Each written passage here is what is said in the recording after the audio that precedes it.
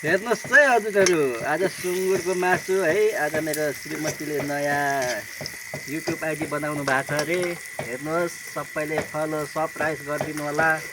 अब हामीलाई त बनाउनु आउँदैन होइन। यस्तै छ, सुँगुरको मासु बाहिर बनाइछ। अहिले के गर्नुहोस् हजुरहरू, नेपाल सरकारले अब ग्यासहरू पनि आधी आधी मात्रै दिनु थाल्नु भएको छ। त्यसैले अब जङ्गल गयो, ग्यास ल्यायो, यसरी बाल्दै यसरी सुँगुरको मासु होइन आफ्नो नेपाली पारामा बनाउँदैछु।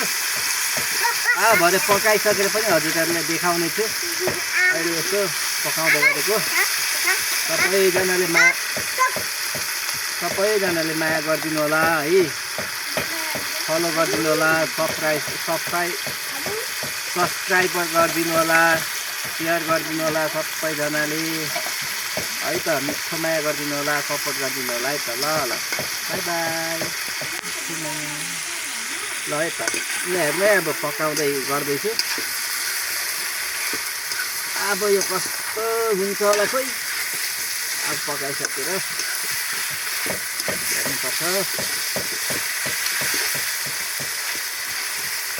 हाम्रोमा त ग्यास पनि यस्तो खालको छ हजुरहरू।